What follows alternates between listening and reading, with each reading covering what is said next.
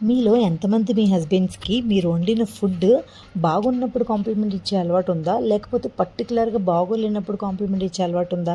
నా కామెంట్ సెక్షన్లో చెప్పండి. మా హస్బెండ్ ఎలాగా అని చెప్పి నేను చెప్తాను. నా డే వచ్చి డైలీ ఎర్లీ మార్నింగ్ మా పాపకి బాక్స్ ప్రిపేర్ చేయడంతో స్టార్ట్ అవుతుందండి. ఈరోజు తనకి బెండకాయ కర్రీ ప్రిపేర్ చేసి నేను బాక్స్ అయితే ప్రిపేర్ చేశాను. స్నాక్స్కి బనానా అయితే ఇచ్చేసాను. అండ్ ఎర్లీ మార్నింగ్ టిఫిన్కి తనకి రాగి జావ with dry fruits and 1 boiled egg, కొంచెం రైస్ తను ఎక్కువగా ఉండిపోతే నేను అలా పెట్టాను. తను స్కూల్కి అయితే వెళ్ళిపోయింది. స్కూల్కి వెళ్ళిపోయిన తర్వాత నా డే అయితే స్టార్ట్ అవుతుంది. అండ్ ఈరోజు నేను చెన్నై స్టైల్లో కానాగంతలు చేప అండి. ఇది చాలా బాగుంటుంది టేస్ట్.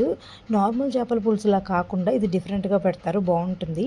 ఫస్ట్ మనం ధనియాలు, జీలకర్ర, మిరియాలు అండ్ కొంచెం మెంతులు కలిపి పౌడర్ చేసుకుని పక్కన పెట్టుకోవాలి. తర్వాత ఉల్లిపాయ పేస్ట్ కూడా చేసేసేయాలి.